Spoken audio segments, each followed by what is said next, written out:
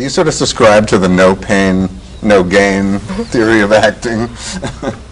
I mean, I read a quote from you, Michelle, that you found acting excruciating. Phil Hoffman said, it's like moving furniture upstairs backwards. And I was like, yeah, I get that. Yeah, I like that. That's for me. I mean, there's like moments of joy, but mostly I just find it. And yet you keep doing it. Yeah. And what is it about it that causes sort of the pain? What's the painful part of the process? The painful part, I guess we're at our best if it's cathartic, because it is painful sometimes, and there are things that we have to play that are difficult. So yeah, so it's a fine line to walk, because you don't want to be in love with the pain, because it's so painful, and isn't that kind of glorious? And if I'm in more pain, maybe I'll be better, and all that nonsense, or maybe it's not nonsense. I don't know.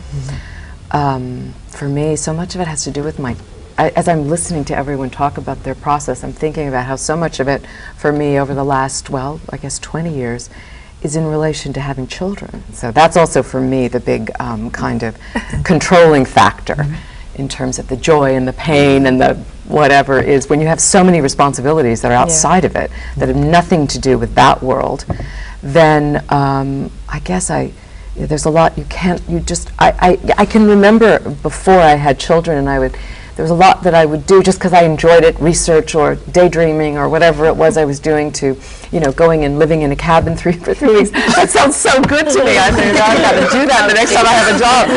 Sorry, darlings, got to go. I'm going to go, be alone for a month. It's like, wow. So in a way, it's a virtue, I think. I mean, it's a blessing when you have things outside of yourself, especially as an actor, because it can just be so sort of self-consuming in an unhealthy way. So for me, I think that's been a saving grace, to not have just that to think about, and just that to, go after and dream about and pursue. And it returns into your life with quite a thud. I mean, when you come off the set, and that wonderful feeling you're talking about, Natalie, of shaking up your character, yes. and you can still have that, except it kind of gets torn off you. That's right. Okay, you have no choice. Better take out the trash, Your Majesty. Deal with the diapers, and here we go. And it's the rules on the set, and all these people sort of taking care of the smaller Coffee. needs. That's it. Would you like? Can I walk you to the bathroom over there? They will walk you from A to A and a quarter on our film set. It's the estimation of your ability to walk in a straight line for 3 yards is very low. And so when you get back to your house, if you have any instinct to say your room had better be tidy by the time I count 5, or I'm going to call my agent.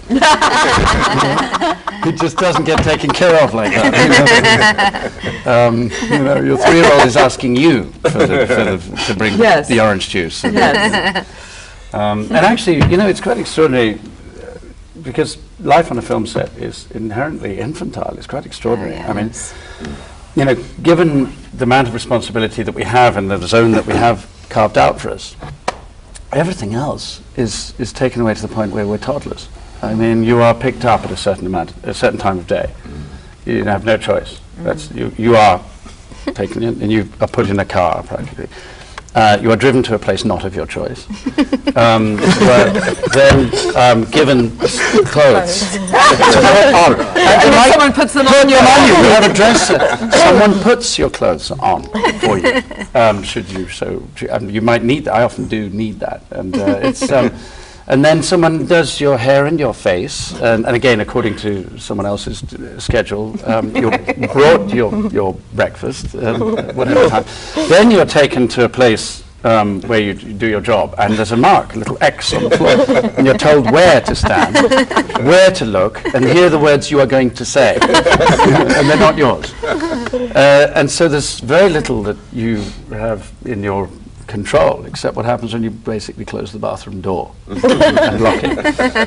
I think the painful part is when you come up again. I mean, it's so awful to do it badly, When it's very exposing. It's an absurd thing to do, to be someone else.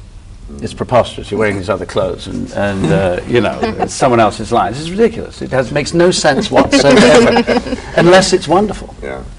If it's bad, then it's exposed as ridiculous, and so are you. And you have no place standing in front of that camera if you're doing it badly. And you're always treading that line, I think. And then there's the other kind of pain that Annette was talking about what you actually dig for, which I think, you know, in the roles we've been talking about, everyone knows that. You want that. That can be strangely exhilarating. Yeah, we can fall in love with that bit, and there's a bit of a cult out of that sometimes. People, you know, talking about what they went through to earn their performance. I remember crying during a curtain call in college and thinking, wow. I